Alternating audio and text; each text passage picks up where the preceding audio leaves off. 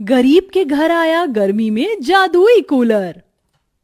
सुमित, प्रिया, कब से कह रही हूं तुम दोनों को पढ़ाई करने के लिए, लेकिन तुम दोनों हो कि किताब को छू भी नहीं रहे हो। बहुत गर्मी लग रही है, इतनी गर्मी में हमसे पढ़ाई नहीं हो पा रही है। इतनी गर्मी में पढ़ाई करने का बिल्कुल भी मन नहीं कर रहा है। वैसे ज्योति, बच्चे कह तो ठीक ही रहे हैं, गर्मी तो हम सबको भी लग रही है। मैंने तो सुना है आने वाले कुछ दिनों में गर्मी और ज्यादा बढ़ जाएगी। ना जाने इस गर्मी में हम गरीबों का क्या होगा। बड़े लोग तो एसी, कूलर, पंखे के सामने बैठकर गर्मी से छुटकारा पा लेते हैं, लेकिन हम बेचारे गरीब लोग क्या करें। माँ, हमारे सभी दोस्तों के घरों में कूलर है, बस हमारे घर में ही कूलर नहीं है। बाबा, आप भी हमारे लिए कूलर लेकर आओ ना। पता है उसके अंदर से बहुत ठंडी ठंडी हवा आती है। बेटा, कूलर तो बहुत महंगा आता है। अगर इतने पैसे तुम्हारे बाबा के पास होते तो वो कब का कूलर ले आते। क्या बाबा, इसका मतलब अब इस साल भी हमें गर्मी में ही रहना पड़ेगा? इतना कहकर दोनों बच्चे उदास हो जाते हैं। अपने दोनों बच्चों का ऐसा उतरा हुआ चेहरा देख रमेश से रहा नहीं जाता।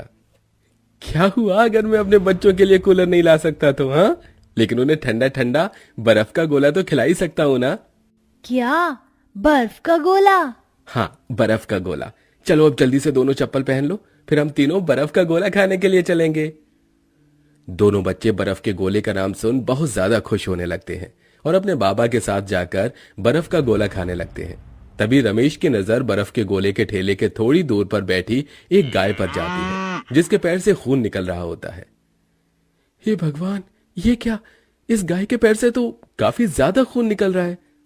उस गाय को ऐसी जख्मी हालत में देख रमेश से रहा नहीं जाता और रमेश भागा भागा अपने घर जाता है और अपने हाथों से मरहम बनाकर उस गाय के पास ले जाता है और उसके पैर पर वो मरहम लगाकर उसे एक कपड़े से बांध देता है और साथ ही साथ उसे 2 रोटी भी खिलाता है।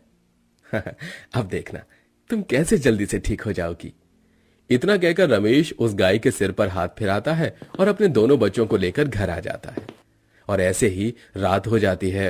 रात को खाना खाकर पूरा परिवार सो रहा होता है कि तभी अचानक धीरे धीरे चल रहा उनका पंखा बंद हो जाता है। बाबा, अब इस पंखे को क्या हुआ? वैसे ही ये इतनी कम हवा देता है और अब तो ये बंद ही हो गया। रुको बेटा, मैं देखता हूँ। रमेश उठकर उस पंखे को चेक करने लगता है। तभी उसे पता चलता है कि वो पंखा तो अब खराब हो चुका है। इसीलिए मैं आपसे कहती थी कि आप एक कूलर ले आएं। अगर आज हमारे पास ये कूलर होता तो हमें ऐसे गर्मी में परेशान नहीं होना पड़ता। कितनी बार समझाया तुम दोनों को, अगर बाबा के पास पैसे होते तो वो क्या तुम्हें गर्मी से परेशान होने देते। चुपचाप से सो जाओ।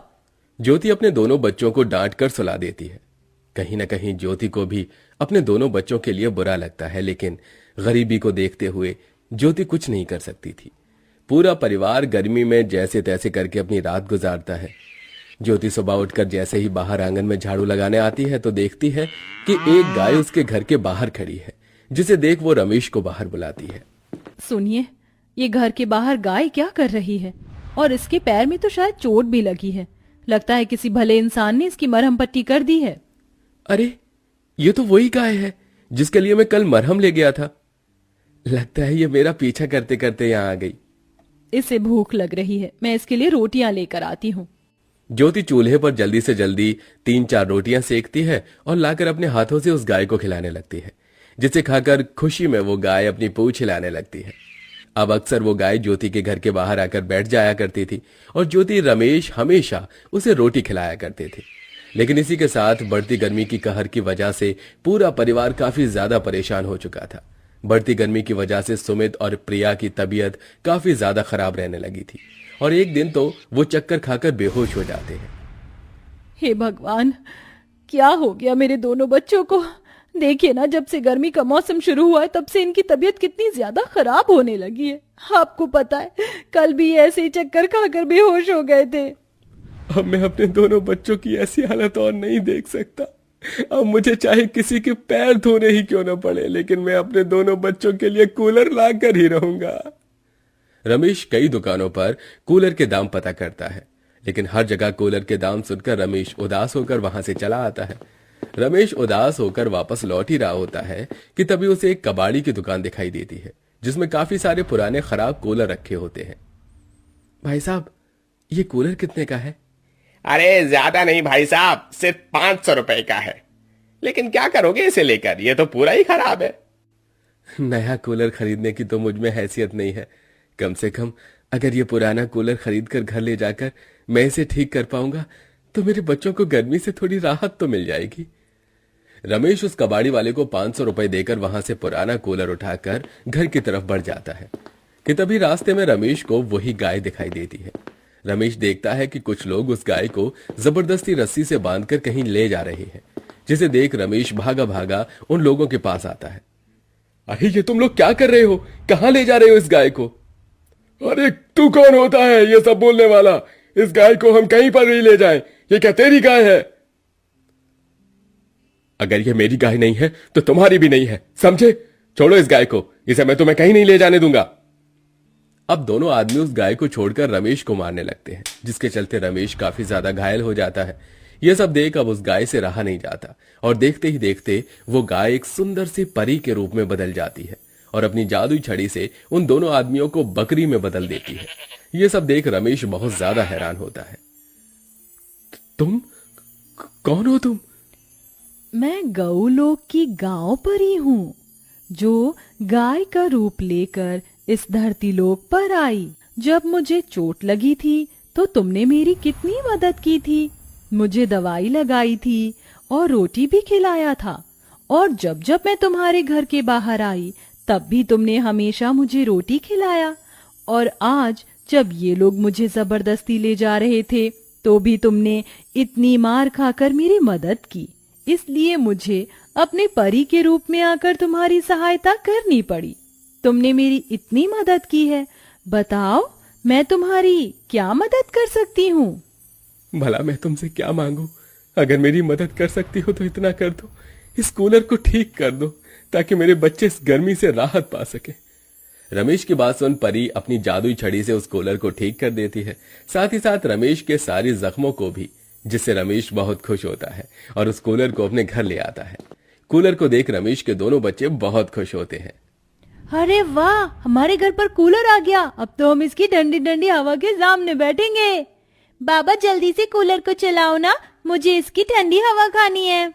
रमेश जैसे ही कूलर को चलाता है तो उसके अंदर से ठंडी ठंडी हवाएं आने लगती हैं, जिसे देख दोनों बच्चे उसके सामने बैठ जाते हैं कि तभी अचानक उस कूलर के अंदर से आवाज आती है। मैं कोई मामूली कूलर नहीं बल्कि एक जादुई कूलर हूँ, तुम लोग जो चाहे मुझसे मांग सकते हो। हे भगवान, ये क्या जी? इस कूलर के अंदर से आवाज कैसे आ रही है? कोई भूत है क्या इसके अंदर? लगता है उस परी ने इस कूलर को ठीक करने के साथ साथ इसे जादुई बना दिया। रमेश उस गौ परी की बात सभी को बताता है, जिसे सुन।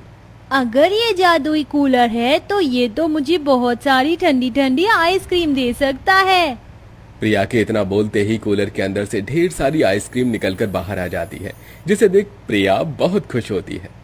अरे वाह, इसमें से तो आइसक्रीम निकल आई है। जादुई कूलर, मुझे भी चॉकलेट और कोल्ड ड्रिंक दो ना, मेरा बड़ा मन कर रहा है इन्हें खाने का। सुमित जैसे ही जादुई कूलर से कोल्ड ड्रिंक और चॉकलेट मांगता है तो वो कूलर उसे भी ढेर सारे चॉकलेट्स और कोल्ड ड्रिंक देता है। अगर ये कूलर ऐसी खाने पीने की चीज भी दे सकता है तो ये हमें और भी कुछ दे सकता है। जादुई कूलर, मुझे एक बड़ा सा फ्रिज दो।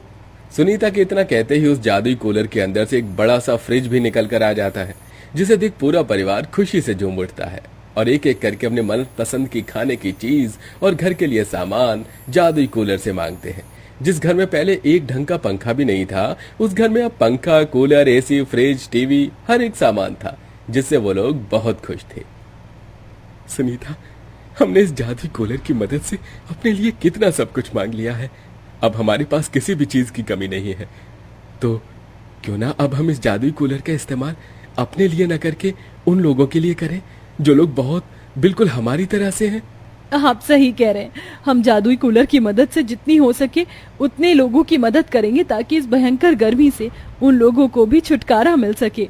सुनीता रमेश की मदद से ठंडी ठंडी खाने पीने की चीजें, टेबल फैन, नए कपड़े और भी कई सारा सामान ले जाकर जरूरतमंद लोगों की मदद करते हैं, जिससे उन्हें काफी ज्यादा दुआएं मिलती हैं। और इसी के साथ अब वो लोग उस जादुई कूलर की मदद से लोगों की हमेशा मदद करते हैं और साथ ही साथ एक अच्छा जीवन भी जीते हैं।